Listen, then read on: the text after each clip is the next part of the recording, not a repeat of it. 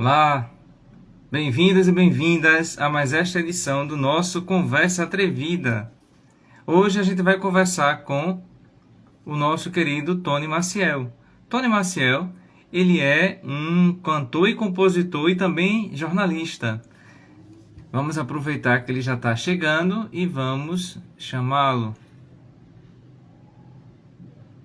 Você depois pode conferir esse nosso bate-papo aqui no Instagram, também no YouTube, através do canal Professor Filos Aldonês Pereira e em breve no Spotify.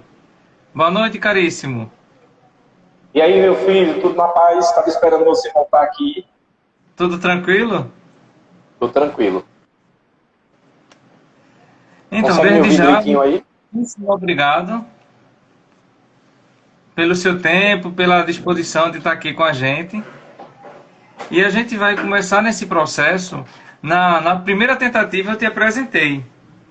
É. Para que Eu as estava pessoas... ouvindo, eu não consegui, não subiu para mim aqui que eu tinha entrado na conversa, mas eu estava ouvindo você fazer a apresentação. Ah, foi? Não mostrou Foi para mim problema do que você Instagram. estava lá. Essa. Deve ser são essas coisas do Instagram. Mas diga lá, para a gente começar mesmo lá do início. Como foi esse processo de você ter esse encantamento com a música e depois esse passo para o jornalismo e depois esse retorno para a música, ou nunca saiu desse processo musical? É algo sempre Eu acho presente que em no, sua vida. eu acho que no final das contas eu sempre tive um contato muito grande com escrever, né? Escrever para mim era algo muito comum. E aí eu comecei compondo. Depois das composições foi que eu tive a ideia de ser jornalista para contar histórias reais. Ah, Filhos, deixa eu só te perguntar, você está ouvindo também um barulhinho quando eu falo ou não? Para você tá sim, passando aí, tá ouvindo, né? tem um Deixa pouco eu, de... É, deixa eu só ver se eu consigo corrigir isso aqui. certo. E agora, melhorou ou não? Ou melhor do jeito que Melhorou. estava? Melhorou, né? Não, melhorou não. Pronto. E agora, melhorou? Continua, Sim. eu estou ouvindo aqui. Então vamos continuar, não dá para atrapalhar não.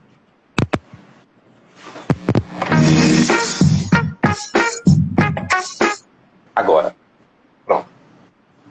Tem jeito não vai ficar, mas aí o pessoal vai acostumando. Então, eu acho que foi isso. Eu sempre quis compor, sempre quis escrever histórias. Comecei escrevendo as histórias, né, da minha vida, as histórias da minha família, no caso, meu pai e minha mãe. Tiveram uma separação muito cedo, eu tinha 8 anos de idade. E aí eu comecei meio que usar a música para falar sobre essa separação, de certa forma, inconscientemente, para mim era uma terapia. E eu acho que por falar histórias reais, né, por cantar histórias reais e compor histórias reais, eu acabei enveredando para o jornalismo, porque eu queria isso. Eu me alimento muito das histórias que eu ouço, e o jornalismo é meio isso também, né? A gente ouve histórias e acaba repassando para as pessoas aquelas histórias que não são contadas. Então eu não sei dizer se o jornalismo sempre esteve presente. Uma coisa eu posso confirmar, a música sempre esteve presente.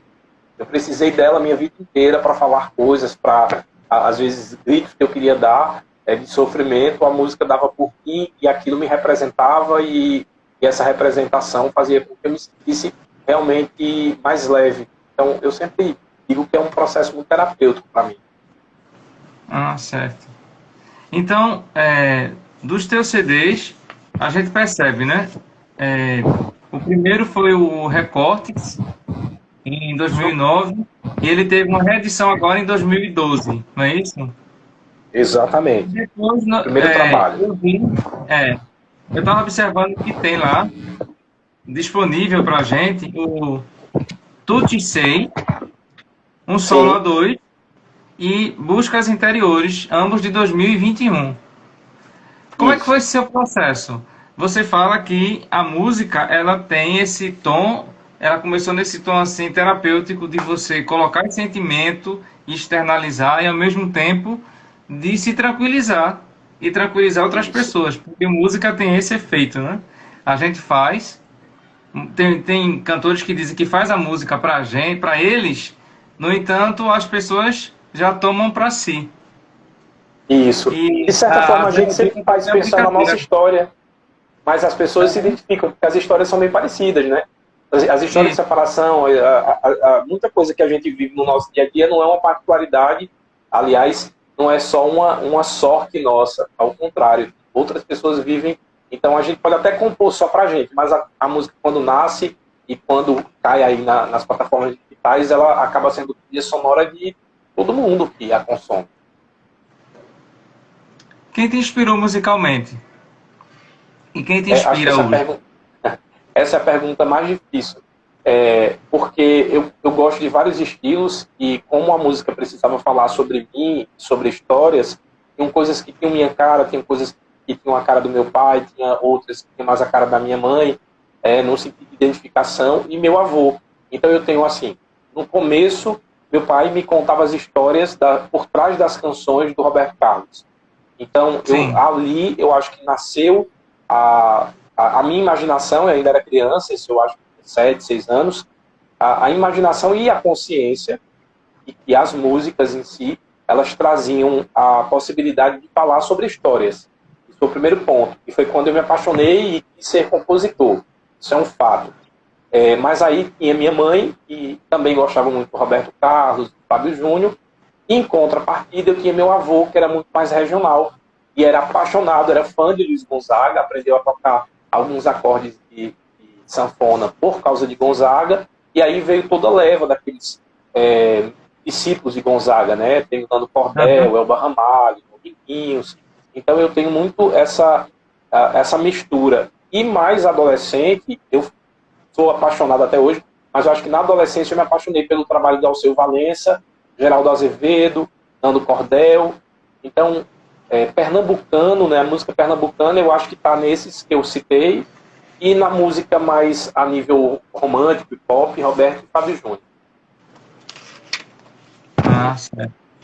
E não teve nenhum artista internacional que te deixava assim extasiado e tu pensavas, não, eu vou fazer um trabalho um pouco parecido com esse. Quando você começou a compor, você tinha essa história de espelhamento? Você se espelhava em Sim. alguém? Ou você sempre pensou em, não, vou fazer o meu trabalho? Existe esse trabalho aqui, mas agora eu quero fazer o meu. Tem duas formas de compor para mim, né? Tem aquela composição que eu quero botar no meu disco, e tem aquela música que eu me inspiro na história de alguém na intenção de mandar essa música para o artista. Então, são Ah, duas vertentes totalmente diferentes. Então, por exemplo, essa música italiana, o Sei, que ela faz parte do projeto Um Sol a Dois, eu gravei, obviamente, com toda certeza, no interesse de que a música fosse ouvida por Laura Pausini. sim. Inclusive, o tio da Laura Pausini foi que me ajudou na correção da letra em italiano. Eu não falo italiano, eu falo, eu entendo e acho que consigo escrever mais porque eu escuto muita música italiana. Aham. Então, a música é meio inspirado assim no trabalho dela. Mas quando a música vai para o meu disco, não. Aí para o meu disco eu quero que tenha a minha atmosfera. Eu não tenho preocupação também em fazer uma música no estilo. Eu acho que pelo fato de ser um compositor muito mais ligado nas letras, eu me preocupo muito em colocar a minha impressão no que eu escrevo. Aí, obviamente, como eu vou apresentar, em que estilo vai ficar melhor a música, isso a gente vai pensando aos poucos. Eu acho que por esse motivo que eu não tenho essa preocupação de fazer música inspirado na sonoridade de um outro artista. Acredito que não. Ah, certo. É, e esse processo, você acha que facilita nas suas composições? Como é realmente o teu modus operandi compositor? Como é que Ah, funciona? é muito doido, assim, porque compor é muito inspiração, né? Eu digo que Hum, 50% inspiração e 50% transpiração, porque dá trabalho. A música é que determina pra gente quando ela está pronta, né? Às vezes a gente faz a música muito maior e depois quando você começa a ouvir você acha que ela está sobrando e ela vai te dizendo assim, ó, corta esse trecho. É meio intuitivo isso. Ou o contrário, às vezes você faz a música e demora 2, 3 anos para finalizar o refrão. Então esse processo é muito de inspiração. Mas, por exemplo, pra você ter ideia, eu já fiz música inteira dormindo.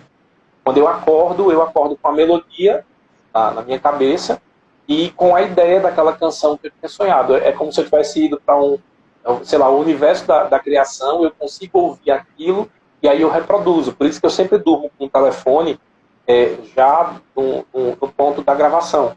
Porque se eu também não gravar na hora que eu acordo, já era, não lembro mais melodia. Então tem o processo consciente, que é isso que eu te falei, e às vezes eu sento porque alguém me contou história, por exemplo. Eu fiz uma música agora inspirada na história da Mara Maravilha. Ela adotou uma criança chamada Benjamin, foi a penúltima composição que eu realizei agora, e a música é toda escrita através de informações que eu tive por causa das entrevistas. Então ela vai Sim. falar, obviamente, do Benjamin, mas ela fala de todas essas mães e pais que acabam tendo os filhos do coração, né, adotados. Então aí eu já digo que é uma música por encomenda, eu preciso pesquisar, é onde entra aí meu jornalista, sabe? É quando eu preciso, como jornalista, entender um pouco da história, e eu acho que é aí que cruza tudo isso. Captar informação, e eu vou compor agora, eu preciso ter essas informações na música. Ah, certo. Para você, em algum momento, a música ela já se tornou algum erro? Ela é um erro e um acerto. Eu não consigo viver sem fazer canção, mas eu não consigo sobreviver financeiramente só fazendo. Isso é uma realidade. Porque, assim, eu não componho um estilo, quer dizer, eu até posso fazer, mas eu não gosto, porque eu gosto da preocupação da letra, do que eu estou falando. Mas, digamos, se eu quisesse ganhar dinheiro, existe um caminho que é muito mais fácil, né? Fazer um determinado tipo de música, um determinado tipo de letra, que é aquela musiquinha chiclete, que ela não vai dizer muita coisa, mas ela vai virar um hit. Eu acredito que eu sou capaz de fazer, mas eu sou muito preocupado com a questão das temáticas das letras. Então, para mim, ela é um erro, porque ela se tornou não só um ofício no sentido de querer ganhar dinheiro com a música, ela se transformou numa coisa muito pessoal. Eu escuto muito, às vezes, amigos meus dizendo assim: poxa, tu tem um talento tão grande para compor, por que tu não faz, sei lá, uma música sertaneja? E aí eu digo: não, eu faço tipo sertanejo, mas eu não vou conseguir, não vou me sentir à vontade, tá? De falar, por exemplo, da temática de pornice, ou de falar da temática de que o bom é beber para tudo, é beber para sofrer, é beber para... Eu não vou me sentir à vontade, porque a música salvou minha vida. Mas eu acho que da mesma forma que a música pode salvar a vida de alguém, ela pode atrapalhar bastante a vida de alguém. Então, falar, por exemplo, sobre o excesso de bebida, né, que é aquela música do beber, cair e levantar, eu acho aquilo horrível. Porque quantas famílias acabaram, inclusive a minha família, meu pai era alcoólatra. Então, quantas pessoas acabam achando que aquele é o caminho e acabam adoecendo. Então, eu não teria coragem, talvez eu acho que ter uma vivência dentro de casa, fazer algumas temáticas que eu acho que eu poderia prejudicar muito mais as pessoas do que ajudar. Aí ela se torna um erro nesse ponto, para a maioria, se for levar em consideração o fato de ganhar dinheiro e sobreviver de música.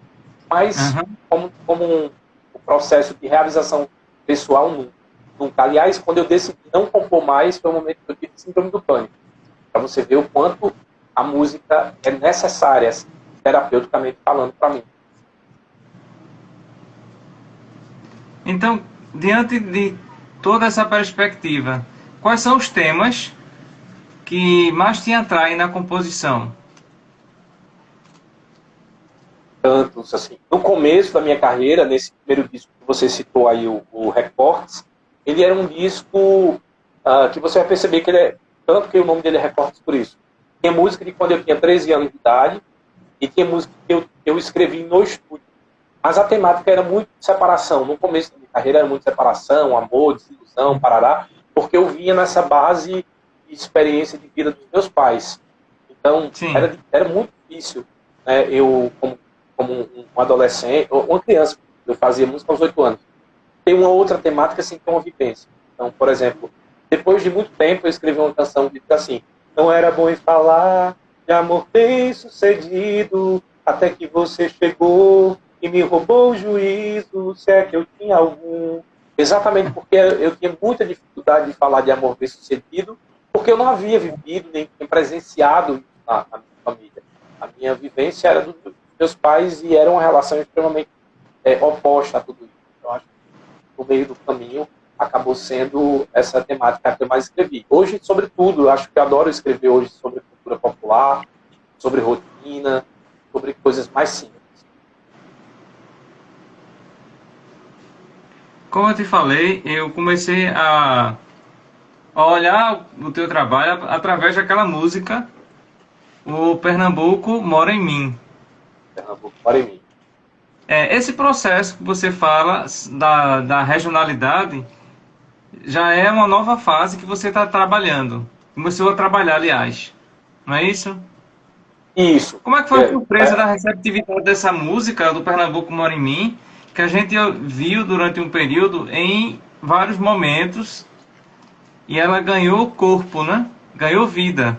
Inclusive, tem dois músicos aqui, um deles o Fernando Miller, que é um exímio pianista, ele está dizendo que sua música é linda. No início da outra live, eu coloquei um pouco sobre ela, esperando enquanto você chegava. Não sei se você chegou a ouvir. Cheguei a Mas me ouvir, eu diga estava lá, ouvindo como ela. foi esse processo, tá? O Dessa processo música Pernambuco. sua ganhar essa dimensão? Engraçado assim, Pernambuco Mora em Mim é uma música que eu não escrevi, mas o processo foi muito engraçado, porque eu comecei a fazer músicas sobre o interior depois que eu saí do interior. Eu sou de Caruaru. Quando eu fui morar no Aham. Recife, foi que eu comecei a escrever sobre o interior. Tanto que o nome Buscas Interiores, ele está ligado à busca interior, obviamente, do autoconhecimento, mas busca interior da cultura do interior, que aí é onde entra uma canção que eu tenho, a da Vitalino. Então foi nesse processo, quando eu mostrei para a compositora chamada Jana Figarella e o João Barros, e eu tinha acabado de fazer a música Vitalino, e eu falava sobre a regionalidade, assim, eu quero fazer um disco porque eu descobri o quanto a cultura Caruaru, a cultura do interior é forte, e lá parece que a gente não enxerga, né, como se tivesse a história do santo de casa não faz milagre. E aí quando eu mostrei essa música para eles, a Vitalino, ela disse, eu tenho uma música que eu acho que você vai adorar, e vai falar sobre isso, e é a minha perspectiva de chegada no Recife. Quando você vai morar no Recife, tem, eu digo que são as cidades irmãs, né, que é Olinda e Recife, e é bem isso. Você começa a analisar as características, e a música fala, né, luzes da cidade que brilham à beira do cais, vejo do alto da sé a beleza dos rios e dos coqueirais, vejo o Recife de pontes e rios rodeadas pelas catedrais, vejo à beira do mar o farol de Olinda e os seus coqueirais, descendo as ladeiras eu canto, Olinda, ia, ia. Cantando aos margens do Capibaribe, Recife, a te reluzir, descendo as ladeiras eu canto, Olinda, ia, ia. É bem isso, assim, é a vivência do carnaval, as características da cidade, da terra dos coqueiros, né, de Olinda e tudo mais, e toda aquela coisa do Recife, magiar o Rio Capibaribe, ser muito ligado à orla. E aí eu disse, Jana, essa música tem uma perspectiva jornalística. E, mais uma vez, entra aquilo que eu te falei. Tudo que é muito descritivo ou quase histórico me chama muita atenção. E eu tinha voltado também de Porto Seguro. Lá em Porto Seguro eu fiz uma canção chamada Brasílis. Brasílis falava sobre o descobrimento do Brasil. Ela é uma aula de história, obviamente, uma aula de história na perspectiva da história tradicional, tá? Eu falo lá do mito das três raças, que foi estudada por Darcy Ribeiro, mas de uma forma mais romantizada. Hoje em dia se questiona, houve estupro do português com as índias e os negros. Eu não quis levar em consideração isso, porque eu acho que existe também... Primeiro, eu acho que nenhum colonizador ele é gentil com o colonizado. Isso é um fato. E também acho que estamos vivendo tempos de consciências diferentes. Então, o que era feito, por exemplo, na década de 80, se for feito hoje, é considerado politicamente correto. Então, eu queria fazer realmente uma parte histórica, levando em consideração a história que a gente estuda nas escolas, mas também sem deixar claro que os negros eram excluídos. Mas sem querer agredir, sabe? Sem falar do português uma condição de atualidade, porque é a mesma coisa de eu dizer que todo americano, todo alemão tenha o mesmo pensamento, a mesma diretriz de Hitler. E eu acho que são coisas totalmente diferentes. Quem veio para cá não são todos os portugueses. Né? Foi uma leva de português que fez esse descobrimento. Obviamente, a gente sabe, como eu já falei desde o começo, ninguém que descobre país ou um continente, vai para lá para deixar aquele continente intacto. Ele quer pegar as riquezas daqui e levar para a colônia. Né? Então, Brasília fala sobre isso e tem um trecho da carta de Pero Vaz de Caminha e eu faço a narrativa dela e completo a história. Então, Músicas Interiores é um disco histórico, assim, para mim. Música e cidadania hoje, ela está muito ligada com as questões da cidadania. Então, como você falou, há temas que você não canta, porque você tem essa perspectiva cidadã, essa preocupação. Mas como é que você vê essas relações? Como é que elas se destacam de verdade no teu processo enquanto cidadão, que canta enquanto cidadão, que faz matéria jornalística? Como é que você vê isso? Essa relação colocada nessa música? Eu vejo um emburrecimento, assim, de uma forma pejorativa, pelo excesso, sabe? Porque eu acho que a música também, ela não é para ser só séria. A gente precisa de música, eu até brinco, a gente precisa também balançar a raba. A música também precisa fazer a gente ter um momento de diversão. Você imagina, eu estou numa festa lá cantando Pernambuco Mora em Mim, ainda vai ter uma música agitada, mas sei lá, eu estou cantando Medo, que é uma canção que eu tenho triste, eu sei que não combina, e eu não quero que as pessoas fiquem com esse sentimento de sempre peso, cobrança, autocobrança. Mas o que está acontecendo é exatamente o contrário. O que eu tenho visto é que as pessoas só estão enxergando a música como uma ferramenta de entretenimento. E aí é onde mora o perigo, porque vários filósofos já falavam da importância da música para a educação de um povo, né, de uma nação. E que, inclusive, os governantes, eles sabem muito bem o que está oferecendo para o povo. Então, quando você coloca só entretenimento, eu estou criando uma geração menos crítica, uma geração que não quer pensar, tem preguiça. Então, quando a gente coloca, por exemplo, a década de 90, que foi a década que eu mais vivi, assim, né, porque eu já estava ali começando a entrar na adolescência, eu já ouvi o resquício do Legião Urbana, com letras extremamente profundas e até hoje atual. O próprio axé, no começo da Axé Music, que foi um movimento talvez que eu tenha pego com maior força, também a gente tinha, por exemplo, Daniela Mercury. Eu vou te citar uma canção de Daniela Mercury que foi gravada num segundo disco, O Canto da Cidade. Não fez sucesso, obviamente, mas estava lá, naquele disco que foi super popular, foi crossover, tocou em todas as rádios. Tem uma música chamada Geração Perdida, que fala sobre a ditadura. E você vê, no meio daquilo, das músicas do axé, tinha essa preocupação de fazer um momento das pessoas pararem para pensar. Então, a música diz assim: artistas moviam a terra com seu choro e partiam. Nascíamos em anos intermináveis, filhos de árvores cortadas, como os silêncios sem saber, a geração do nada, que ressuscitou sem morrer. O leite derramado é vermelho, como a cor dos nossos cabelos que dançam. As drogas já são pálidas, as palavras sem prisão, a ditadura. As crianças mal criadas, nascidas com a televisão, geração perdida, artistas negros, mãe, nossos mortos sem vida, a dor que ainda dói. Então você vê, no momento do canto da cidade, né, e vem o canto da cidade, batuque, nós somos bandidos da América. Dá para fazer as duas coisas. A música não precisa ser triste, ela dá para ser entretenimento, pode ter uma mensagem ali que vai caber muito para quem captar. E hoje eu não percebo isso. Eu hoje percebo que a temática vamos falar de bebida, vamos falar de bebida. Todo mundo grava música de bebida. Vamos falar sobre chifre, vamos falar sobre chifre. Aí vem uma coisa que eu detesto na música, que é a industrialização dela. É fazer em série o mesmo tema. E aí você acaba não tendo, por exemplo, eu não vejo mais na mídia Bethânia, Maria Bethânia, a própria Marisa Monte lançou um disco recentemente, mas não tem mais a abertura que tinha nos programas, né, de domingo, que a gente já sabe, que divulgavam, que tem um peso muito grande. Não entra mais em trilha de novela, que ajudava muito.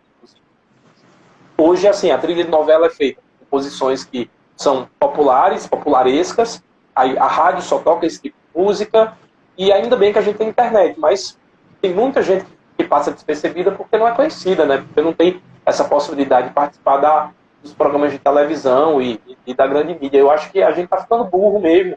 A própria música brasileira era muito exportada, né? E hoje em dia a gente não tem mais esses movimentos, e quando vai um movimento, é um movimento de verão, que é o que eu estou dizendo. É aquela música de dança. Também é importante ter, mas não só ela. Eu queria que houvesse, talvez eu pense num mundo muito perfeito, assim, que todo mundo tivesse a escolha de tocar, mas também de receber essas músicas. Porque cultura no Brasil é caro. Aham. É. Diante da perspectiva atual, para lá de cara, né? Porque É, começa a definir uma característica que é da sociedade, e aí está se elitizando, está começando a fazer ainda mais divisões sociais para dizer, não, isso aqui, esse tipo de música é para esse público, para esse aqui joga isso. esse tipo de som. Porque muitas pessoas não têm tanta oportunidade de presenciar um show. Uma coisa, Tony, é a pessoa ouvir através das mídias sociais. Outra Sim, é você estar vendo o artista na sua performance, é sentir a vibração, a energia dele. Uma coisa, por exemplo, um artista baiano interessante, que ele tem uma musicalidade que eu acho boa, percussiva, né? O Carlinhos Brown. Uma coisa é você não. ouvir os trabalhos Carlinhos Brown, dele. ele é um gênio, né? Outra é você Ele é um é, show. sim, Aquele sim. homem é muito performático, ele consegue conquistar.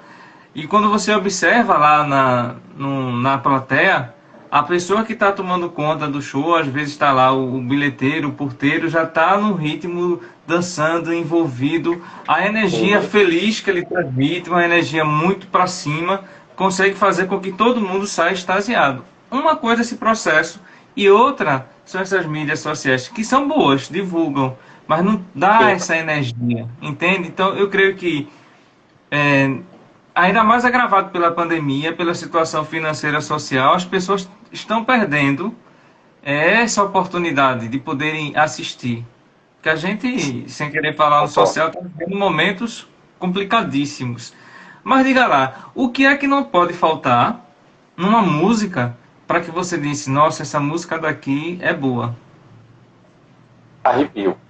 Arrepiar. Se a música não tem uma frase que ou que me arrepie ou que me faça refletir, a arte é reflexão pura. Então, Uhum, arrepiar. Por exemplo, eu estou falando do sertanejo. Aí vão dizer assim, sim. eu não gosto de sertanejo. Não, tem música sertaneja, inclusive, eu vi a música agora da Marília Mendonça com Gal Costa, achei fantástica a música. A letra é muito boa. Tem uma música da Marília Mendonça que eu gosto também, que foi gravada pelo Rubel. Desde o começo, eu me apaixonei pela melodia, e a história também é legal, e não é apelativa, eu não gosto do apelo, sabe? E é criativo, você vê. O trabalho da Marília Mendonça, eu acho, porque ela também é compositora, talvez seja por isso. Então ela tem músicas que não são da mesma temática, obviamente a gente conhece ela com aquela temática do sertanejo, que está muito ligada à separação, porque foi a música que mais estourou, mas ela tem outras coisas, assim, que eu acho que é muito pelo fato dela ser compositora, que qualquer outro artista gravaria de boa. Aí também entra uma coisa que eu não gosto, preconceito, e não gravar, porque é sertanejo e eu tenho preconceito que não presta. Eu acho que no Hum. funk tem coisa boa e tem coisa ruim. Eu acho que na música, na MPB tem música boa e tem música ruim. Então, assim, é você ter esse filtro. E eu acho que quando a música ela te toca ou te faz refletir, isso é o que não pode faltar. Você vê a música de Marília Mendonça, eu estou tentando lembrar aqui com Gal, que é chamada Te Amando de Longe. Estou te amando de longe, estou te olhando do meu canto. Diga se está feliz, que daqui eu vou me virando. E se estiver distante, não quer dizer que eu não amo. Estou esperando a despedida, mesmo tendo outros planos. E eles fizeram um estilo meio ABBA, sabe? Assim, disco década de 70. Então, eu sempre digo, não tem um estilo ruim. Existem as músicas ruins, existem as músicas que são feitas só para vender. Mas se ela arrepia, pode ser qualquer estilo. Para mim, eu, por exemplo, agora tenho dois funks que vão ser lançados, que são composições minhas, obviamente.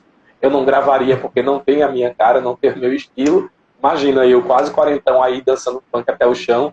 Eu acho que para mim não combinaria, mas tem dois cantores aqui, a Mica, que inclusive está participando, aliás, participou do Cante Comigo lá da Record. Ela gravou já 4 músicas minhas e agora vai sair a música nova dela, chamada Babando. E tem o Matheus Silva, que também trabalha com essa pegada mais de dança, de música eletrônica, que vai gravar e lança, aliás, já está gravado e vai lançar agora, dia 30, uma canção minha chamada Game Over, que também é um pop funk. Então eu não tenho preconceito com estilo, eu me preocupo muito com letra. E eu acho que isso vem muito dessa consciência, que eu acho que a música ela pode ajudar ou ela pode atrapalhar muito o processo de educação mesmo. Então, se os pais bem soubessem, eles realmente se preocupariam com aquilo que eles colocam nas festas dos filhos aí quando são crianças, né? Porque isso vai refletir na educação dessa criança, sem dúvida nenhuma. Aham. A Billie Holiday disse certa vez o seguinte: não posso suportar a cantar uma música da mesma forma 2 noites consecutivas, muito menos 2 ou 10 anos. Se você pode, então, não é música, não é música. Então, quando você está no palco, você está cantando lá, antes tem o processo de preparação. Sim. Você tem a escolha do repertório, você tem muitas vezes a forma de cantar, a entonação. Música tem essa magia, né? Você mudou a entonação de uma frase ou de alguma coisa, ela já te leva para outras realidades. Como é que você escolhe os seus repertórios? Quando eu vou montar show, o show normalmente é diferente do disco. Eu sou geminiano. Então, assim, geminiano, ele quer produzir. Inclusive, até na terapia, minha psicóloga diz assim, pare para ouvir o que você fez. Porque, assim, a impressão que eu tenho é que eu faço a música, depois que a música está pronta, aí eu me obrigo a querer fazer uma outra música. Aí eu me obrigo a querer... E aí eu não vivo esse processo. Então, no show, eu levo, obviamente, a energia do disco, mas como gravar é uma coisa muito repetitiva, as pessoas não sabem, assim, talvez, esse processo. Às vezes a gente passa um mês produzindo uma música, e é um mês de muita repetição, é voltar 10 vezes para gravar o violão, é voltar 10 vezes para gravar o baixo. Quando a gente vem colocar a voz, a música não é mais uma música nova, a música já é uma música batida para quem está gravando. Então eu levo, às vezes, assim, dependendo da música em si, eu já levo com um arranjo novo para o show, ou eu junto ela com outra canção que vai completá-la, e a cada show eu também gosto de fazer arranjos diferentes. Assim, tem música que por exemplo, Trapézio Gigante, é uma canção que eu gravei, a primeira vez que eu gravei, ela é muito leve, suave, ela é quase um pop. E agora, na pandemia, eu regravei a mesma canção e transformei ela num baião, e para mim, eu hoje sou mais apaixonado por essa versão do baião do que a versão pop que eu amava. Assim. Trapézio foi uma das músicas desse processo que eu falei, de receber a letra inteira, e aí essas músicas eu tenho uma estima muito grande. Eu acho que, de certa forma, eu só fui o canal de um recado que precisava ser dado. E quando eu refiz essa música na pandemia, eu acho que essa atmosfera do baião ficou linda. Então, eu concordo com a Billie Holiday, é muito difícil. Por exemplo, eu sou fã de Laura Pausini. Todos os shows que eu já assisti dela, eu assisti quase todos os shows dela no Brasil, La Solitude, que é o grande hit, nunca é tocado da mesma forma. Uhum. Isso né, eu acho que pro artista é bom e pro público é bom, porque eu não gosto da repetição. Mas já tem gente, por exemplo, tem amigos meus que detestam, que dizem assim, eu queria ouvir igual ao CD, eu não toco igual ao CD. Porque no CD você ouve no CD, aí no show você ouve no show. Quer dizer, então, mas tem gente que gosta dessa reprodução exata do que é feito no disco. Eu já acho que a energia de palco é outra, ela que dá uma atmosfera de interação muito maior. Há uma onda muito grande, uma movimentação muito grande nesse processo do fã. O fã pega o CD, que é o CD daquele jeito, e quando vai ao show diz, não gostei não. Cantou a música de forma diferente, e a música era agitada, ficou uma versão um pouco mais lenta, ou colocou um outro elemento e já fica meio enjoado, já deixa de seguir. Alguns artistas falaram sobre isso, que o fã quer fazer o show, né? Eu acho que o fã quer fazer o show, aí quando você tira a música daquela, sei lá, você tira do ritmo, do estilo, acelera um pouco mais, é meio que dizer para ele, olha, é outra música. E aí ele diz, não foi assim que eu ensaiei, eu quero cantar daquele jeito que está no disco. Porque tem muito fã também que é feito eu, assim, que adora, inclusive, ir para os shows, diz assim, que bom que as músicas são renovadas, porque você está enjoado. Você imagina, eu já assisti os 10 shows dela, um repertório de músicas que não podem sair, né? Porque também tem isso.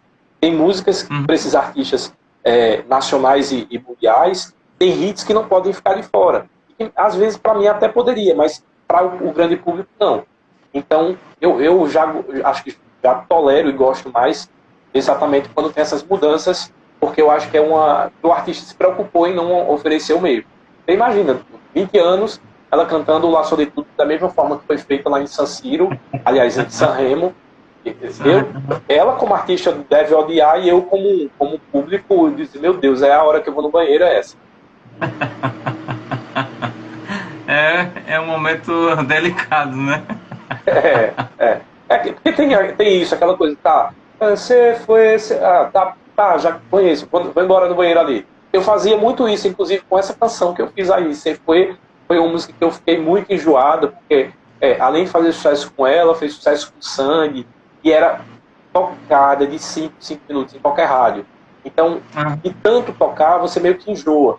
Então, quando eu vim me apaixonar de novo por essa música, e já não ser o momento que eu ia no banheiro, ou que eu ia tomar uma água, ou ia fazer uma coisa, foi quando houve essa mudança de roupagem da música. Ela virou uma versão mais densa, aí já é um momento do show onde você, às vezes, não está mais ligado tanto na música, na letra, e vai entrar naquele clima de, não, agora é a hora de dançar, e você relaxa mais. Mas a Billie Holiday tem muita...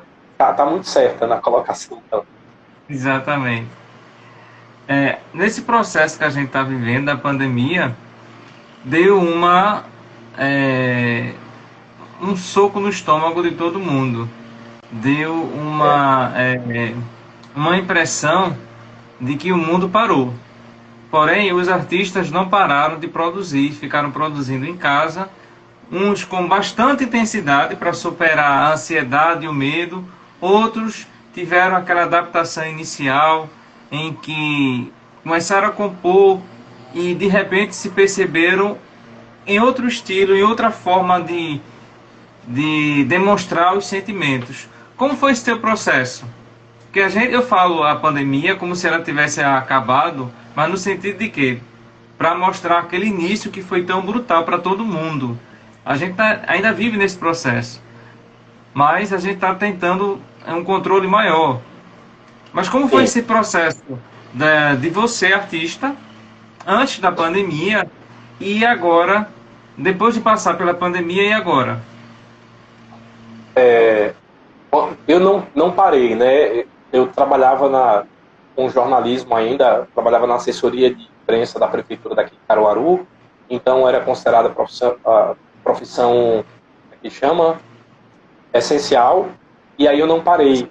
Mas eu estava realmente nesse processo de muita ansiedade, e por causa desse processo de muita ansiedade, eu precisava, naquilo que eu falei no começo, a música é minha terapia, eu precisava fazer mais coisas que estivessem ligadas a compor, a falar sobre. Foi um momento que eu escrevi muita música nova, e foi um momento onde eu também redescobri uma forma de fazer música, que eu acho hoje mais inteligente, inclusive, e com essa questão dos home studios, né, que são aqueles estúdios montados em casa, os músicos que tiveram essa visão de ter um estúdio pequeno, eles conseguiram ganhar dinheiro e sobreviver na pandemia. Tem muita gente querendo gravar na pandemia. E esse disco, Um Solo a Dois, que é com a participação da Giovana, para quem não sabe, é minha sobrinha. Então, como a gente estava num processo de pandemia, eu não tinha como convidar participações, né, porque a gente não podia se encontrar do cantor em si. A colocação da voz eu acho que é a mais complicada de se fazer, porque você precisa ter uma sala específica para fazer essa gravação. Alguns outros instrumentos você consegue gravar só plugado. E aí eu não tinha como dividir essas músicas com participações. Eu até tinha chamado outros artistas para cantar comigo, aí veio a pandemia. Aí, para não abortar o projeto, o que eu fiz? Eu comecei a ver algumas coisas que eu já tinha e podia gravar em parceria, e comecei a compor muito pro álbum. Esse disco, Um Solo a Dois, ele praticamente foi feito de casa. Os músicos tocavam de casa, mandavam para mim. Eu fazia as vozes de casa com a minha sobrinha, mandava para o Fagner. Inclusive, um abraço aí para o Fagner, que a gente está trabalhando desde o começo da pandemia, fazendo música o tempo inteiro. E ele fazia as mixagens. Então, o que é que eu digo dessa produção inteligente? Antigamente eu tinha que pegar o carro, ir para o estúdio, esperar um músico tinha que ir para lá, para gravar, às vezes, no momento que ele não estava inspirado. E hoje não, hoje a gente tem a possibilidade, por exemplo, um músico que grava comigo, que fez o arranjo do Solo a Dois, ele prefere tocar de madrugada. ele tem mais inspiração de madrugada, por causa da questão do silêncio, né? Isso realmente para Uhum. compor também é bom. E aí ele fez todo esse material de casa, de madrugada, então eu não tive a preocupação de ter que levar ele de 8 horas da noite, e saber que ele poderia render melhor depois desse horário. E a gente fez um projeto que no começo eu fiquei achando, vai ficar com cara de disco caseiro, mas eu quero fazer, porque eu precisava realmente meio que gritar essa ansiedade que eu estava vivendo. Só que me surpreendeu, sabe assim, em 200%. Se eu for ouvir, por exemplo, Buscas Interiores e o Solo A2, você vai sentir pouquíssima diferença. Obviamente, eu estou falando diferença na questão técnica, né, de gravação. Eu mudei algumas coisas, eu quis que o Solo A2 fosse um disco mais minimalista. Então, Músicas Interiores, eu trabalhei com muita percussão, muita mesmo, tanto que era muito difícil reproduzir essa percussão no palco. Às vezes eu tinha que levar 3 percussionistas, era quase uma banda de axé, porque a gente trabalhou muito com a questão da percussão no Músicas Interiores. E hoje em dia também é uma coisa que eu tenho mais preocupação em fazer. Eu acho que eu não teria mais esse interesse em fazer um disco que me desse muito trabalho de montar no palco, até porque a gente não sabe como vai ficar, e até porque é muito mais complicado você também reproduzir exatamente aquilo que foi feito no CD. Então, Buscas Interiores aliás, o Solo A2, que é esse disco que eu fiz na pandemia, ele é um disco que muito facilmente eu vou reproduzir exatamente a mesma coisa que foi gravada. E aí tem a música Flores de Papel, que me deu muito orgulho. Foi uma homenagem que eu fiz para meus avós, e foi dela que nasceu todo o projeto. Eu queria contar um pouco da história da minha convivência com meus avós, a minha sobrinha. E aí, quando eu mostrei essa música, eu disse, vamos dividir esses vocais. E fui explicando, esse trecho aqui era porque eu tomava café na casa da minha avó, que no caso é a bisavó dela, e a gente falava sobre vida, eu conhecia as histórias dela, aí tinha as brigas de família, que é muito engraçado, porque todo mundo se detesta, a cada 10 minutos todo mundo está pedindo perdão. Então, tudo isso é relatado nas Flores de Papel, e as vizinhas da minha avó, lá na casa da minha avó, não tinha as flores de papel. Mas eu acompanhava as avós dos meus amigos lá, e todas decoravam antigamente com flores de papel, dentro daquela parafina, que é o da vela. Antigamente era essa a moda. Fazia rosa e colocava. E aí eu disse, eu preciso colocar isso, porque eu vou estar resgatando uma memória afetiva. E nasceu muito disso. Então, para mim, na pandemia, foi um dos momentos que eu mais me desafiei como artista, tanto para compor mais, como para produzir de uma forma diferente, e fiquei muito satisfeito. Você vê, depois disso, eu gravei mais 3 músicas que vão ser lançadas, produzi mais uma música da minha sobrinha que vai ser lançada ainda, e tem 2 artistas que eu produzi também, além das músicas serem minhas. Eu produzi o Matheus Silva na primeira canção, chamada Babando, produzi a Mica, e a gente tem essa canção da Giovana, que é a primeira música que ela vai gravar solo, chamada Moreninha, e ela já está tema de um filme que vai sair aqui em Caruaru. Então, assim, foi o momento que eu mais trabalhei. Agora, para palco, foi um grande prejuízo.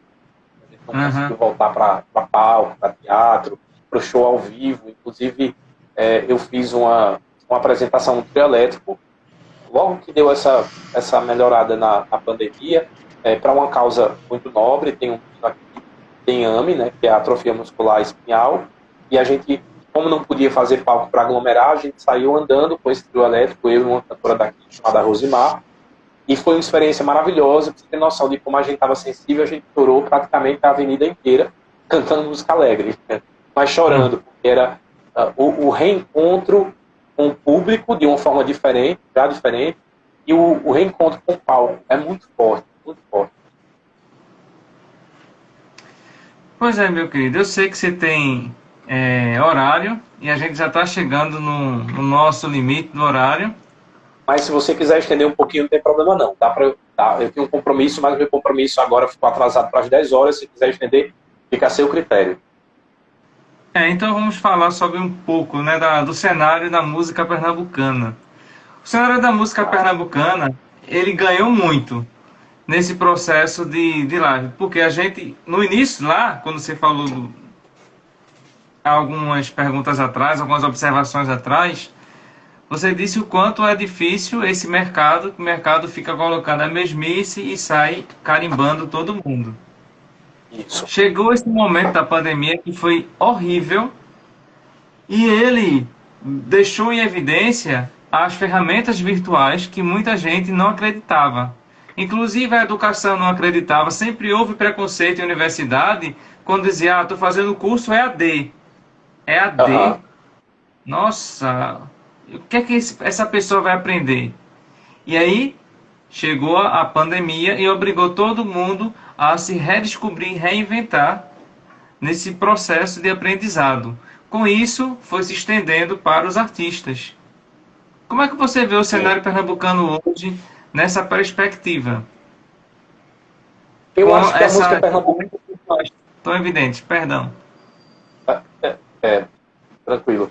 Eu acho que a música pernambucana ela sempre foi muito rica, muito é, diferente dessa coisa de modismo e todo mundo tem que fazer a mesma coisa. Eu sempre digo que a música pernambucana ela é muito experimentalista, né?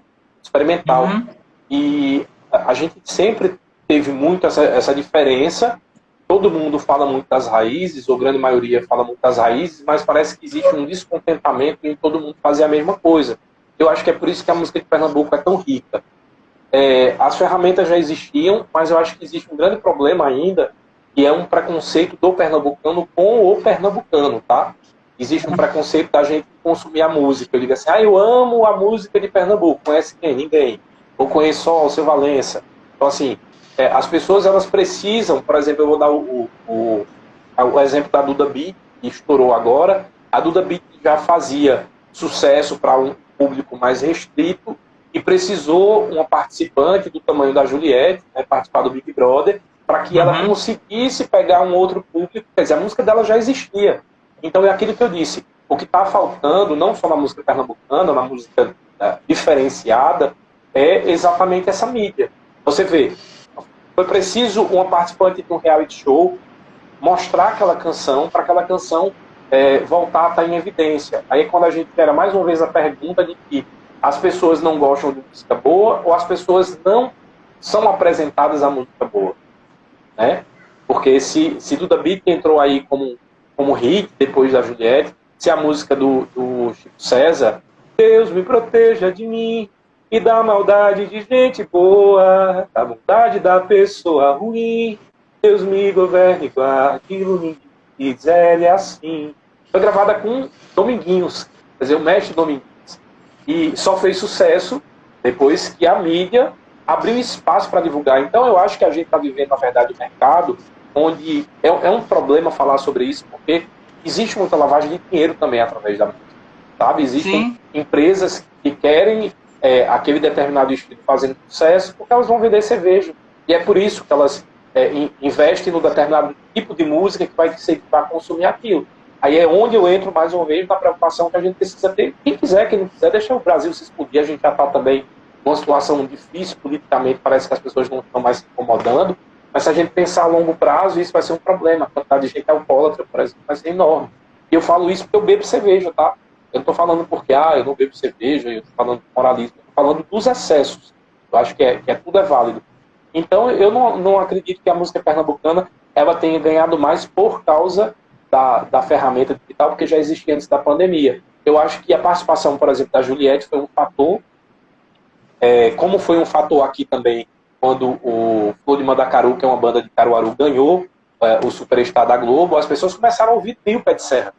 Você viu, eu uhum, trabalhei com os meninos do Flor de Mandacaru como repórter, né? Eu trabalhava na TV Asa Branca, e a gente fazia muito link. E nunca deram crédito para os meninos. Nunca, no sentido da grande maioria. Aí eles estavam lá na Globo, eles vieram para cá, pareciam celebridades. Isso, sério, que é isso? A galera tava no link com a gente, passava e dizia assim, quem é? Foi do Mandacaru. É de Caruaru, né? Tá certo. Não queria nem saber. Agora, eles não podem mais ficar no link, porque eles são a banda que estouraram. Então, assim, até quando a gente vai precisar que venha um selo de atestado, de qualidade, para dizer que o artista é bom ou ruim? Porque a música deles é exatamente a mesma música que ele fazia em Caruaru, foi a que ele fez no Superstar. E a minha preocupação acho que é essa mesmo. Assim, eu acho que a gente precisa enxergar que a mídia é muito culpada disso, tá? Eu, inclusive, sou jornalista e sou muito, desculpa o palavrão, mas eu vou dizer um palavrão mesmo, muito puto com isso. Porque cultura não vem de pauta. infelizmente, não é porque o povo não gosta, é porque entrou nessa energia de que é porque a cultura, o povo não gosta, porque o povo não gosta de pensar. Então, o tempo inteiro a gente falando que o povo é burro, sabe? A gente não dá oportunidade de ouvir. E o nordestino em si, para mim, é um dos povos mais inteligentes e não são letrados para isso. Né? A gente sabe que o índice de analfabetismo no Nordeste ainda é muito grande, mas são pessoas que têm a escola da vida. Então, elas sabem identificar o que é bom sim. Agora, hoje não tem acesso. Eu vou te perguntar, para você ir para um show de Chico Buarque pagar R$ 400, você acha que o nordestino que recebe às vezes R$ 400 de Bolsa Família, ele vai conseguir conhecer Chico Buarque? Nunca. Agora, ele vai para um show dessas bandas de sertanejo cobrando R$ 10, ou então cobrando R$ 50 open bar. Acho que eles vão para qual? Para o que pode pagar.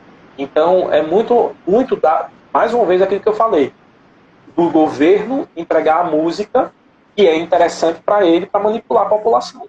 Se a música for causar um senso crítico, vai dar muito mais trabalho de você conseguir convencer essas pessoas como eleitores.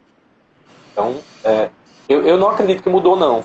Eu acho que as ferramentas estão aí. Eu acho que alguns fatores, e eu atrelo muito a participação da Juliette, eu sou fanático pela Juliette por causa disso, não por causa da modinha, porque eu não gostava, inclusive, de reality show, mas por todo o debate que foi gerado pela cultura nordestina, e, obviamente, ela acabou incentivando ou fazendo as pessoas tirarem essa vergonha de dizer que gosta da cultura, mas é gostar e consumir, é gostar e ir aqui no Alto Moura comprar uma peça de barro para o artista plástico daqui não morrer de fome, sabe? Não é só gostar e fazer uma selfie, olha aqui, olha como eu amo a cultura de Caruaru e o artista morrer de fome. Acho que a gente tem essa responsabilidade de não deixar morrer, e isso é um fator de realmente a gente levar para si essa responsabilidade. Eu compro, por exemplo, você vê aqui atrás, ó, minha casa tem coisas de artistas locais. Isso aqui é de Ed Bernardo, que é um artista recifense, mas Serradipo aqui em Caruaru. Então não adianta dizer, como eu amo, eu quero uma foto. Não, pô, invista um pouco em arte, ajude esses artistas, comprando a arte. A gente não quer... Eu, por exemplo, eu falo por mim, eu não quero ajuda, auxílio. Eu quero que as pessoas comprem minha música, ofereçam minhas músicas e eu possa pagar minhas contas com o que eu tenho. Música. Simples. Uma conta eu não quero pedir dinheiro a ninguém. E a gente sabe que esse governo fala muito do artista assim, como se a gente quisesse mamar nas tetas do governo. Ao contrário, a gente não tem o que fazer e às vezes é obrigado, para não morrer de fome, ter que entrar nessas leis de apoio e incentivo. Mas se houvesse uma política que incentivasse a população a consumir isso, a gente estava precisando. Você vê, os artistas salvaram muita gente da loucura nessa pandemia. Né? Todo mundo queria assistir live. Né? Todo mundo queria assistir live, todo mundo queria participar de live com músico. Então, assim, não está na hora da gente repensar, talvez essa pandemia tenha tido essa importância para quem quer aprender. Quem não quer, não adianta. Quem não quer aprender, não existe tempo de aprendizado. O aprendizado vai junto com a vontade, com esse desejo de querer mudar, e se a pessoa não tem, não adianta se ir além. Ela tem que se abrir para tal. E eu me atrevo ainda a dizer que esse processo cultural vai mudar quando a gente tiver educação de verdade. E eu digo educação quando você tem essa educação técnica, não é apenas a educação acadêmica técnica, que você consegue fazer com que a sociedade é boa, moralmente evoluída e eticamente evoluída. Mas quando você também ensina os sentimentos dessa pessoa, quando você também dá a oportunidade dela desenvolver outras habilidades, outras inteligências. E a gente sabe que nesse momento atual não tem como. Mas o querido Gonzaga Leal, que é um grande artista, ele está propondo uma pergunta para você aqui. Ele está dizendo assim: o que você vê de provisório no sucesso e na lógica do mercado? Eu acreditava antigamente que esses movimentos iam acabar mais rápido, mas existe um grande problema para a gente que gosta de música e que gostaria de salvar essa arte, é que o mercado que investe nesse tipo de cultura está ganhando muito dinheiro.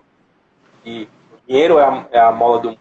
Então, Enquanto isso estiver dando dinheiro, amigo, vai ser provisório. Provisório talvez seja a cultura, seja os artistas que não têm condições de manter a arte. Provisório vai ser a arte do Alto Moura, e aos poucos está morrendo e ninguém está fazendo nada. Acho que provisório vai ser aquilo que não dá dinheiro. Infelizmente, a gente está vivendo cada dia mais esse movimento do capitalismo, mas eu acho que esses movimentos aí que a gente está muito acostumado de modinha vão durar bastante por causa dessa questão da indústria por trás disso, desse movimento. Não é música, eu digo que é jingle. Isso é jingle, é propaganda de empresas. Então, você quer dançar o som de jingle, massa. Isso não é arte, isso é jingle que está te incentivando a beber porque a cervejaria está lá investindo nisso. Ponto. É necessário? Não sei. Você tem um controle remoto, você tem o Spotify, você pode escolher. Aí a culpa é do sistema ou a culpa é de quem aceita o que o sistema põe? A culpa é do ovo ou da galinha? Cada um vai ter uma conclusão aí. Eu não consumo. Eu acho que eu sou daqueles que acham que para conseguir mudar o mundo, eu preciso começar por mim. Eu não posso pedir educação se eu jogo lixo na rua. E se eu faço, eu não posso cobrar do vizinho. Sabe? Eu sou muito de autorresponsabilidade. Se eu quero, eu preciso dar exemplo. Então, assim, não adianta eu criticar e estar lá, dançando e consumindo. Porque tem muita gente que fica, não entendo, não gosto. Mas, assim, no carnaval, tá. Essa indústria que está engolindo as outras. Né? Porque, por exemplo, você ouve, o trabalho novo de Maria Gadu, Maria Bethânia, Gal Costa. Quer dizer, Gal é a que mais grava, ainda bem que a Gal ainda consegue gravar muita coisa, mas tantos outros que não estão mais gravando e que, poxa, são respeitadíssimos lá fora. Muito do Brasil era a grande moeda, eu sempre dizia assim, é a grande moeda lá fora, na Europa. Eu fiquei muito orgulhoso quando eu fui para lá, porque na Europa tinha assim, música do mundo e música brasileira. Era uma gôndola só de música do mundo misturada e uma gôndola enorme, assim, de música brasileira.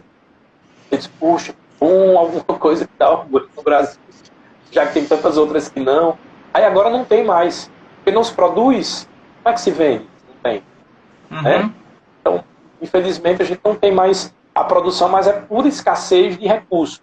E quem quer produzir e precisa do recurso está sendo marginalizado por uma fake news que fala que aí os artistas pegam a Lei Rouanet para estar luxando e etc. Ninguém sabe quanto custa produzir. É muito caro. Posso dizer para você que é muito caro produzir. Agora, tem gente que usa errado? Tem. Mas vai pegar uma lei que é tão importante e dizer assim, não dá mais porque tem 3 ou 4 que usam errado. Não, vai lá em quem fez errado, fez o uso errado e para de dar incentivo para aquelas pessoas. Incentiva as outras, né? Mas é muito mais cômodo botar todo mundo no saco e dizer assim, não, ninguém presta, artista é tudo vagabundo, quer viver nas tetas do governo. E aí a população burra, que tem preguiça de ir atrás das informações, que não sabe quanto custa uma hora de estúdio, que não sabe quanto custa pagar um músico, que não sabe que o músico tem boleto para pagar assim como eles, que acha que a gente faz música para dançar e se divertir, e acha que isso enche barriga. Aí, como eu disse, é responsabilidade dessas pessoas. Eu posso até dizer, se me perguntarem, mas eu vejo que as pessoas estão com preguiça. Elas acreditam no que é mais cômodo e encerram o debate. Não gosto. Mamam na teta do governo e está tudo certo. Beleza. Quer ouvir argumentos? Não. Então, beleza. Fica com a sua opinião e a realidade é outra. Pois é. E o Gonzaga, ressaltando ainda, quando você estava no início da sua observação, ele disse que o Brasil é bem maior que essas questões, como a gente está vendo. Mas você estava falando nessa perspectiva da produção, e tem uma frase daqui que eu separei da Simone, a Simone Bittencourt de Oliveira, em que ela disse o seguinte: eu só uso branco para cantar, não gosto de sapato virado com a sola para cima, não gosto de usar roupa preta nem marrom, principalmente na parte de cima. Minhas superstições são mais assim, transas de energia. Quais são as tuas superstições? Tem alguma? Eu tenho. Eu, por exemplo, adoro beber. Falando disso, mais uma vez eu vou reforçar. Eu adoro beber, não sou contra bebida, sou contra excessos, mas no palco eu não bebo antes. Eu acho ali sagrado. Eu acho que é o momento que eu preciso viver de cara aquele sentimento. Eu não quero que nada mascare. Então, eu também não precisei, por ser meu estilo, eu não preciso tá enlouquecido no palco, dançando e pulando. Acho que o que mais me traz emoção é sempre alguém se arrepiar com a música e eu não preciso cabeça para baixo para isso do palco. Mas eu acho que meu ritual é muito de respeito ao palco, então eu não bebo antes, não fumo, já não fumo, particularmente não gosto de cigarro, e eu acho que a minha grande superstição é essa, tá bem ensaiado e tentar sentir o máximo que eu puder também da energia que tem do público. E quando o público tá meio assim, às vezes você chega num lugar e o público tá meio frio, ou ele não é tão receptivo, nesse momento eu aprendi uma coisa, faça o show para você. Então a minha superstição é essa, é dizer assim, pronto, vou fazer o melhor show para mim, porque isso de certa forma, se tudo der ruim para quem estiver assistindo, para mim vai ser fantástico. Então a superstição é não ter muito medo do palco e no meu caso não usar nenhuma bebida. Aí depois eu bebo um vinho, alguma coisa, sai para comemorar, mas no palco zero consumo álcool.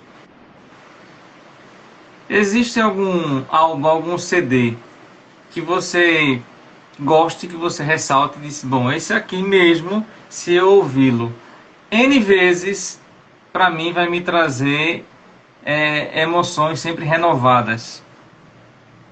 Ah, tem os internacionais, né? Sou apaixonado por Laura Pausini, como eu falei para você. Tem alguns discos dela, eu acho que o Oreste Nascimento é um disco muito visceral, né? Fala da separação dela de um noivo que ela viveu quase 11 anos e que era empresário dela e que foi um relacionamento abusivo, não sei, ele fazia ela acreditar que como ele era filho de empresário, se ela se separasse dele, a carreira dela estava acabada. E ele também falava muito da questão física dela, né? Que ela estava gorda, e isso é muito forte. Aquele disco é um rompimento e uma necessidade, é um disco que, pela primeira vez, eu sempre achei Laura muito visceral, mas pela primeira vez deixou de ser aquela adolescente para falar de sentimentos pesados, sabe? De uma forma mais brava, e eu acho que foi também ali que ela começou a fazer a virada de chave do trabalho dela para ter um pouco mais de guitarra. Eu acho que o Oreste Nascimento seria o meu disco, assim, o que mais me inspira e me emociona até hoje. E nacional tem o disco que me fez ficar apaixonado, eu até tenho que mostrar para você. Eu fiz questão de comprar em vinil, esse aqui, ó. Marisa Monte, Cor de Rosa e Carvão.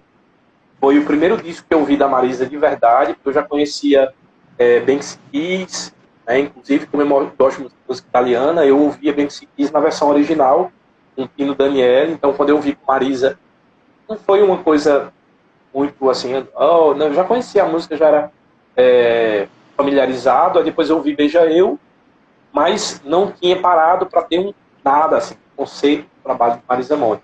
Quando eu vi o Cor de Rosa e Carvão, eu me apaixonei, aí eu comecei a fazer a pesquisa de discos anteriores. E você sabe que você falou do Carlinhos Brau, esse disco aí é a parceria, o momento que eles se conhecem, e é o disco que você percebe que existe ali a junção e a descoberta do espírito de Marisa, né, para a música brasileira, que ela queria falar dos elementos percussivos, são muito fortes aqui no Cor de Rosa e Carvão. Então, para mim, é um disco extremamente emocionante, daqueles que não tem uma música feia e daqueles que cada música que eu escuto, eu lembro de onde eu estava.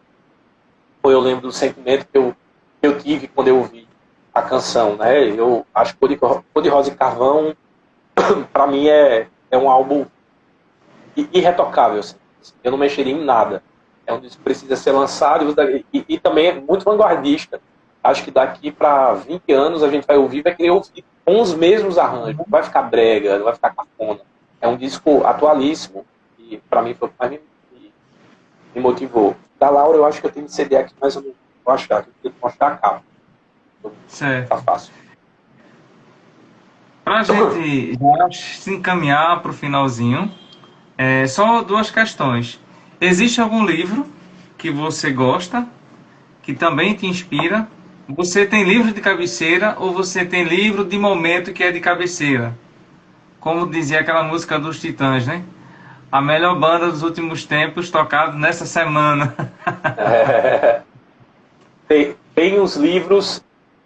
Deixa eu ver se eu vou analisar direito se eu tenho um livro de dessa última semana. Não, eu tenho uma coisa assim. Eu tenho umas leituras que eu gosto, que são transformadoras, e aí, para mim, eu digo que são livros de cabeceira. O primeiro livro que eu li mesmo, assim, é considerado autoajuda, e eu não gosto dessa classificação para esse livro especificamente, porque ele fala sobre a superação de uma escritora americana. Ela lançou um best-seller, e quando foram fazer uma matéria sobre ela, fizeram como se a vida dela fosse, desde sempre, maravilhosa, e aí ela não se sentiu representada, e foi questionar com a editora, que foi a pessoa, né? A mulher foi uma editora que apostou no trabalho dela, porque ela disse, não é minha história, e a editora disse, não, mas é isso que vende, e vamos dessa forma. E aí esse livro é ela falando de como ela vai ter coragem de dizer não para aquela editora e demiti-la, porque foi alguém que ajudou. Então, assim, eu acho que foi o primeiro livro que eu li nesse sentido de que me ensinou a dizer não às pessoas, sem a gente achar que a gente é culpado. Quando alguém começa a fazer algo que começa a nos prejudicar, a gente precisa mais ter esse senso de culpa, sabe? A gente tenta, obviamente, conversar, mas quando a pessoa não entende o quanto é importante para você ser verdadeiro. Então, Ontem Chorei, o nome desse livro. Acho que foi o primeiro livro que me tocou muito, que me deixou essa mensagem para a vida inteira. E aprender a dizer não em situações, mesmo quando a gente pode se sentir culpado. E aí é um livro quase psicológico, porque ela começa a entender por que ela tem essa dificuldade na infância. Né? Então é linda, eu indico a todo mundo que quiser assistir.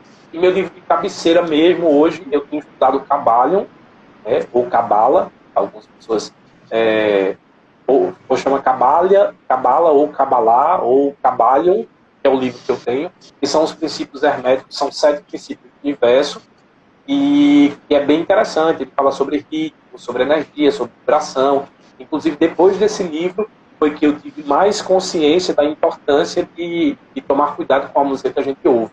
Porque música, ela é um padrão vibratório puro. Né? Para as cordas fazerem som, ela vibra. E aquela vibração, ela vai determinar em que frequência você está. Então, você está nessa frequência aqui, e a música ela é muito boa, ou você sobe, ou você não alcança. Mas você nunca desce.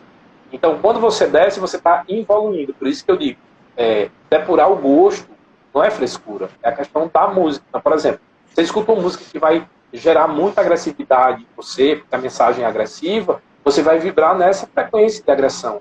Então, a qualquer momento, você é uma pessoa que reclama muito, tem pouca tolerância. Se você vibra aqui naquela frequência só de sexual, você está muito extinto, você só quer saber de coisas materiais, de prazeres, etc. Quando você começa a crescer nesses níveis, você tem um outro padrão vibratório.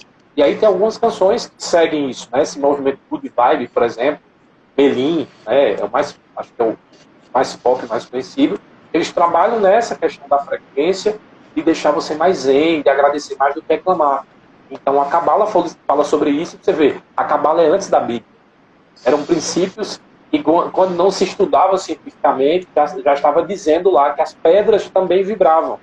A única diferença é que elas vibram uma vibração diferente da nossa, como ser humano. Mas tem gente que vibra igual a pedra. Quem não quer evoluir vai vibrar igual a pedra. Então, assim, não é... Aí a gente vem para o Ocidente, as pessoas acham, isso é uma teoria muito mágica. Não, é científica. Hoje a ciência prova isso. Né? E você vê, antigamente, antes da Bíblia, já tinha gente dizendo, essa pedra vibra. Tem alguém dizendo, tá bom, olha o doido aí. E hoje o doido é comprovado. Então, o Kybalion é o livro, né? A Cabala seria, no caso, eu não sei se doutrina, acho que não é doutrina que se fala, mas o Kybalion são esses 7 princípios. É um livro desse tamanho, eu indico todo mundo a ler. Você vai ver muitas coisas que funcionam realmente daquela forma lá. Para mim, todos os princípios falam sobre isso, e mudou minha vida, mudou mesmo. Assim. Para você que hoje eu tenho mais gratidão, eu não perco mais tempo com humor, sabe? Para mim, essas coisas, quando eu penso que eu vou chegar lá, eu digo, bora, aqui, não vibro mais aqui, eu vibro aqui. E acho que é importante, quem quiser também conhecer, o Kybalion, ele é bem baratinho, eu acho que tem também a versão online dele aí, e vale muito a pena. Na descrição da nossa live, depois você me diz o autor, que eu coloco lá para as pessoas procurarem. Mas é interessante também, você já deve conhecer o livro dos Vedas. O livro dos Vedas, Sim. ele vai ter determinados conceitos que a física quântica vai mostrar. Nessa história, nem ela Exato. está falando besteira, aí a física quântica hoje está estudando determinados conceitos e teorias que já são mostrados lá no livro dos Vedas há um bom tempo.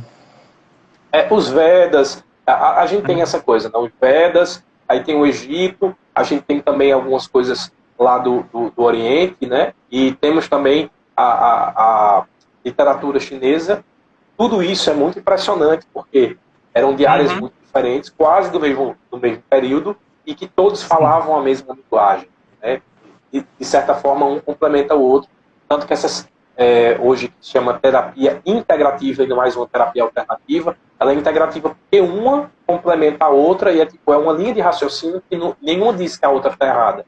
Ela diz isso está certo, isso aqui ajuda mais, isso também, por isso que é integrativo.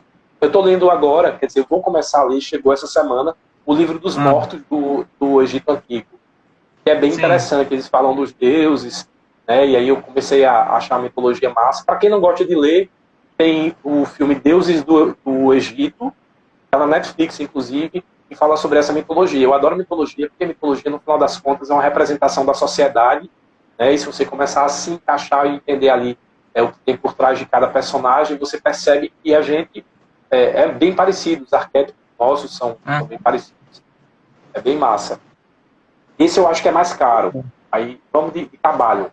O trabalho é baratinho, acho que tem PDF, é mais fácil. Aí você inicia por ele. E se tiver dúvida, me permita dizer que tem uma filósofa brasileira que eu sou fã e me salvou nessa pandemia, chamada Luciana Galvão.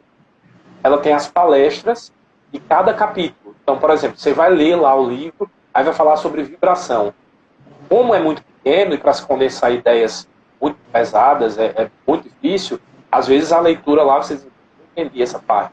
E ela explica, assim, são, se eu não me engano, 10 palestras. Uma ela fala sobre o livro, outra ela fala sobre a Cabala, e depois ela vai esmiuçar cada capítulo.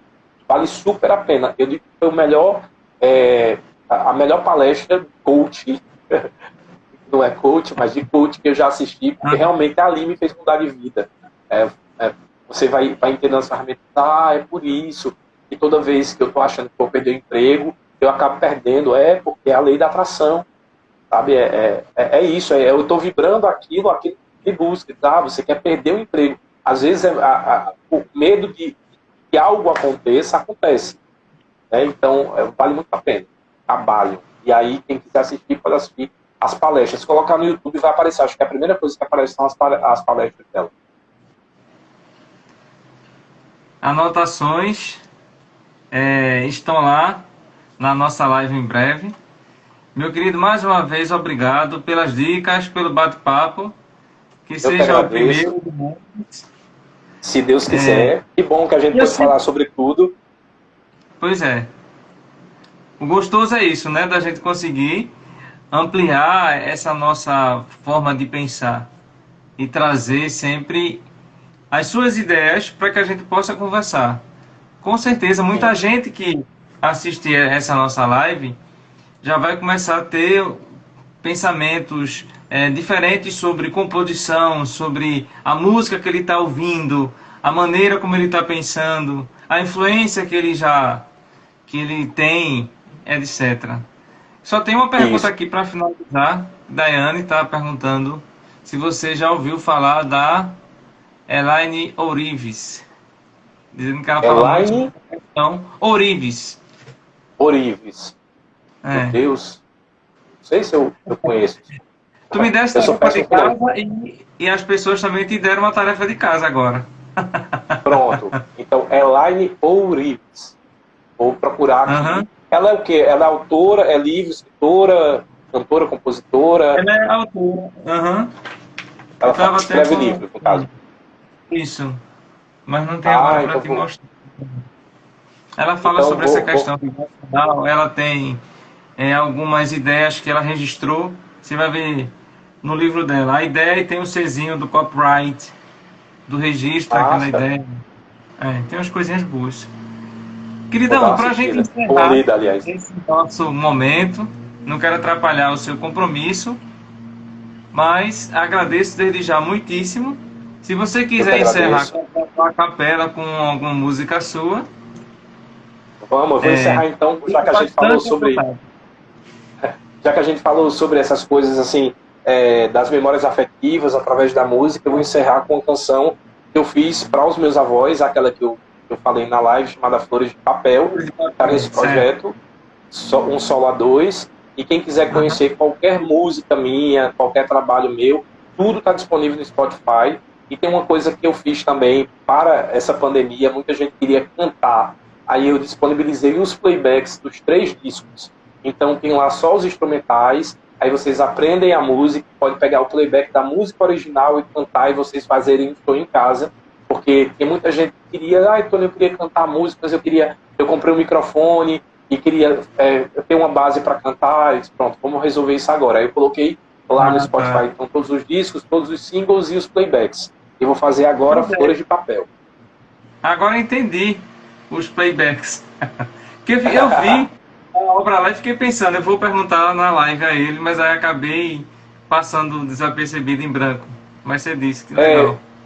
era o pessoal pedindo muito a base. Tipo assim, eu lancei na pandemia uma música chamada Indestrutível, e era uma música que ela é bem TikTok. Aí o pessoal queria fazer a dancinha do TikTok, aí, mas queria botar Ah, a voz. Aí eu digo, não, eu faço. Aí eu ficava mandando pelo WhatsApp, mandando pelo Instagram e tal. Aí eu disse, peraí, para facilitar, e às vezes essa pessoa pedia uma, aí depois que aprendia e cantava demais aquela canção, aí dizia, tu tem um playback de tal música? Eu dizia, tenho também. Aí eu ficava mandando uma e outra.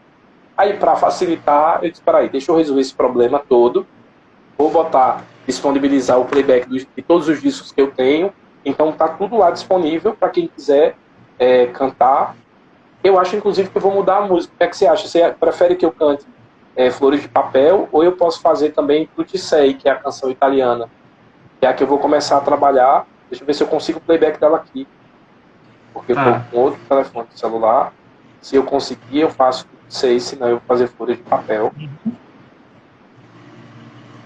Fique bastante à vontade. Pronto, então Enquanto acho que eu você está consegui. procurando, achou? Achei. Vamos Posso nessa. fazer? Vamos embora Sim, então. por favor. Sogno ti ritroverò, l'amore che racconterei, isso que trasformerò. L'amore está dentro di te. Tutti parlano dove andrai e chiudi gli occhi, tu ci sei, perché io ti voglio amare e sono vicino a te. E tu cosa vuoi fare? Andare in paradiso con me, non pensare solo alla sfortuna di fronte al mare. Io non ho mai creduto che tu volessi venire con me, e tanti voti senza vivere pensavo giusto. Io sto qui per te, tanti voti ancora non lo so. Tu vuoi andare via da me, perché tempo per te io non ho.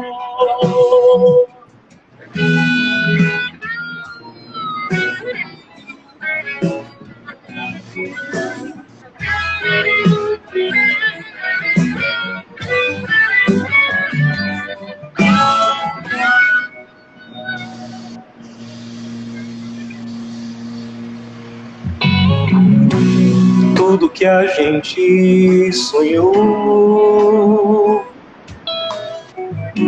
o amor que eu reencontrei. Sei que ele me transformou e agora está dentro de mim.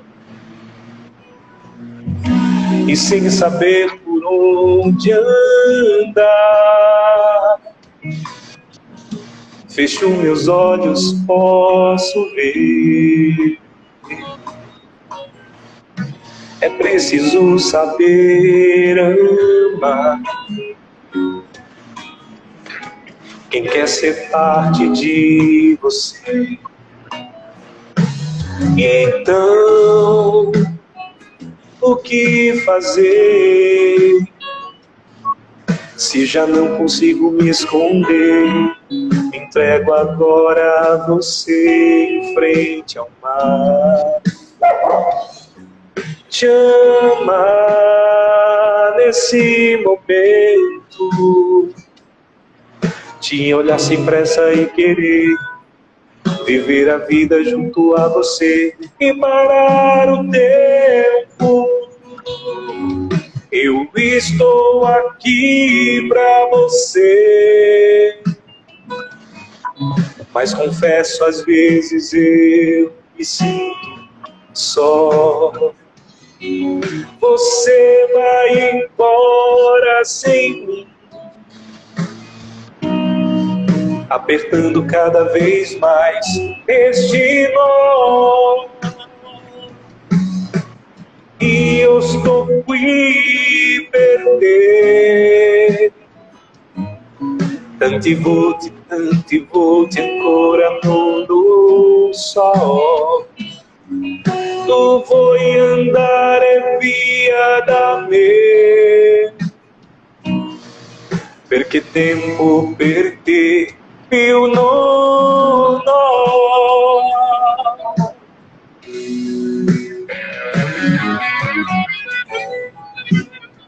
Aí essa canção Tu Te Sei, que já está aí disponível no Spotify, as pessoas podem ouvir na versão italiana, né? E eu já fiz aí a versão das duas, a versão italiana e a versão em português. Deixa eu parar aqui. Grazie mille. Grazie mille a tutti. Auguri. Grazie. Caríssimo, você se incomoda em encerrar junto? E encerrar? Sim? Você ficar pra gente encerrar junto? Claro, fico. Com certeza. Então, desde já, obrigado mais uma vez por esse nosso bate-papo. Obrigado a todos e todas que mandaram as questões, as perguntas, subiram corações, enviaram o aviãozinho para outras pessoas. Esse nosso bate-papo vai continuar aqui no Instagram, no YouTube também em breve e em breve no Spotify.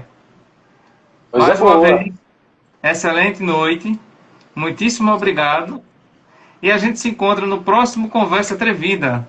Boa noite e bom descanso. Valeu, Cheiro grande beijo do coração, caríssimo. Até Tchau, a próxima, se Deus quiser. Tchau. Até, se Deus quiser. Abração. Amém.